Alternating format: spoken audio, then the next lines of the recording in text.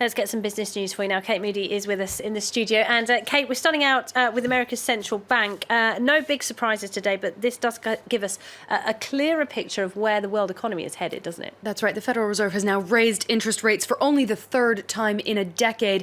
The central bank is saying the American economy is recovering, that unemployment and inflation are almost at their target rates. Wages are also on the rise. Federal funds rate has now been lifted about 25 basis points, puts it between 0.75% and 1%.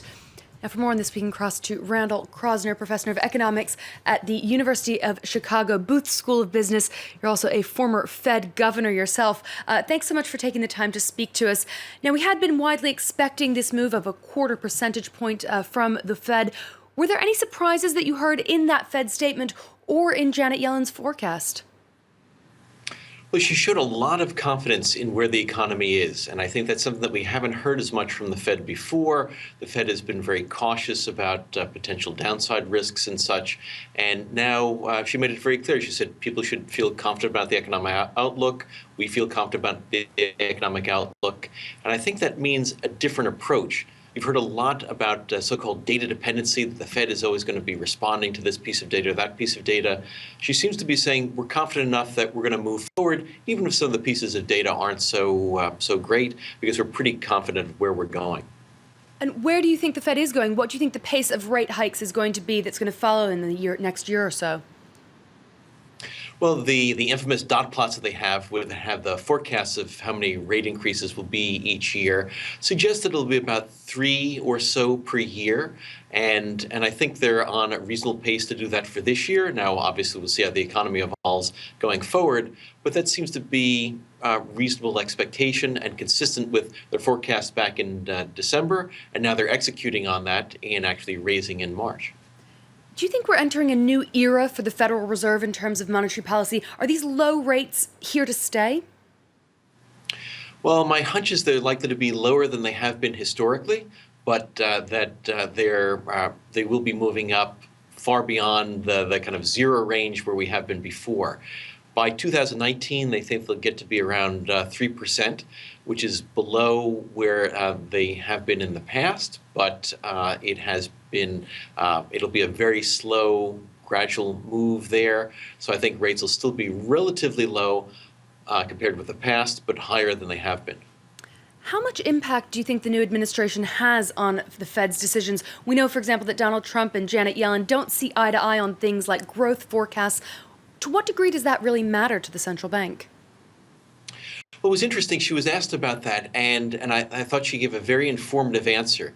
She said that if there are reforms that are going to be increasing productivity growth, so things like making the tax system more efficient to encourage investment, to bring some of the $2 trillion that's trapped offshore back onshore, if we're going to do regulatory reforms that will streamline regulation and make the regulatory system more efficient, those are things that the Fed would welcome.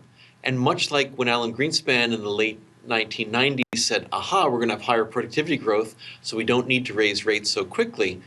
Janet Yellen was basically saying that she has the same approach. So it's really going to be where the growth is coming from. If it's coming from productivity-enhancing reforms, the Fed is comfortable with that. If it's coming from other stimulus areas that the Fed isn't as comfortable with, then there's potential for more of a clash. Now, we do seem to be on the right path in terms of things like employment and inflation. Are there any weak spots in the American economy that you would be cautious about going forward? Well, certainly one of the questions is exactly what will happen with some of the reforms that were proposed by the administration, exactly what will happen with tax reform, exactly what will happen with regulatory reform. So I think those are some uncertainties. I think the sooner that we can get clarity on those and have execution on those, the better. So I think there is some execution risk that's there. But the economy, at least right now, seems to be on a reasonably good path. But there's always something that could happen, some sort of shock that come in that we don't see. But right now, things seem reasonably balanced. Professor Randall Kroszner from the University of Chicago, thanks so much for speaking to us here on France 24. Now, the markets had already largely priced in that rate hike, but we have still seen Wall Street cheering the decision of the Fed. The Dow jumped 100 points after the Fed announcement, closing up in triple digits there. The Nasdaq hit a new record high earlier in the session, closing up about 0.75%. The S&P 500 up about 0.8. We saw oil prices rising again after hitting 3-month lows on Tuesday, and that gave something of a boost to the energy sector. It was a bit of a tighter trading session for the European markets. Investors were fairly sure they knew what the Fed was going to be doing. A lot of focus, though, on the results of the elections in the Netherlands. That geopolitical factor, again, driving trade. One of the biggest losers of the session was the French Zodiac Aerospace, which makes aircraft seats. Its shares sank over 16% after it issued another profit warning. French investigators say that Renault has been defrauding pollution tests for 25 years, and that the cover-up goes as far up the ranks as CEO Carlos Ghosn. The automaker itself has repeatedly denied wrongdoing, as Laurent Berstecker explains. A new chapter in the emission scandal saga. All eyes are now on French carmaker Renault after revelations that at least 2 of its models exceed the legal CO2 emissions limit.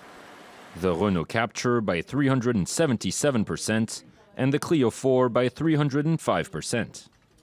French investigators said fraudulent software was likely used to allow vehicles to cheat on emissions tests. They also accused Renault's entire senior management, including CEO Carlos Ghosn, of being complicit in the scam, which they say has been going on for 25 years. Renault rejected the allegations on Wednesday, saying there was no intentional wrongdoing, a line of defense already used by Ghosn in January. There is no cheating. There's no system, no software that's trying to falsify the results. The argument didn't convince French consumer lobby UFC. Its members are now demanding answers. We're really facing a global problem, a scandal that doesn't just affect Volkswagen and Renault, but also other manufacturers, and that poses a real public health risk. French authorities carried out systematic reviews of all manufacturers after Volkswagen admitted to cheating on emissions tests in 2015. The scandal also affected other car makers, including Renault, which was forced to recall 15,000 vehicles. The penalty could be much worse this time around. The group risks a 3.5 billion euro fine, around 10% of its yearly turnover. German prosecutors, meanwhile, have raided Audi offices as part of a similar probe. Audi, part of the Volkswagen Group, and VW headquarters in Wolfsburg were among the targets. Authorities say they're trying to identify who's responsible for installing the cheat devices in Audi cars. The company says it's cooperating with the investigation. The U.S. Justice Department has charged 4 people over the massive data hacking at Yahoo, which affected 500 million accounts in 2014. The suspects include 2 professional hackers and 2 agents of the FSB, that's the Russian intelligence agency. Yahoo had previously said the breach appeared to be state-sponsored. Names, addresses, phone numbers, dates of birth, and encrypted passwords were among the data that was stolen. Some 30 million Yahoo accounts were then accessed as part of a spam campaign. The U.S. government said that one of the indicted men, Alexei Belin, was on the list of most wanted cybercriminals. He's currently believed to be in Russia. Belin used his access to Yahoo to search for and steal financial information such as gift card and credit card numbers from users' email accounts. He also gained access to more than 30 million Yahoo accounts whose contacts he then stole to facilitate an email scams. Moving on to some of the day's other business headlines now. The unemployment rate in the UK dropped to 4.7% in January, a level last seen briefly in 2005. Before that, not since 1975. The data also showed a drop in wage growth for the first time in 2 years, a sign that inflation may continue to rise and could begin to weigh on living standards for British households. The European Commission has approved AT&T's $85 billion bid for Time Warner. The mega merger still faces hurdles in its home base, though. The Trump administration has indicated it will oppose the deal, which would need the green light from the Justice Department.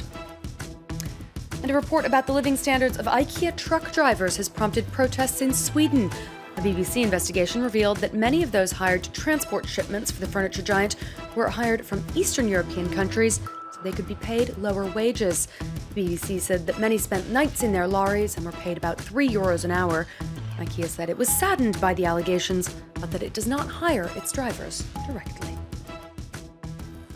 That's all the business news for now, Laura. Kate, thanks very much indeed. Kate Moody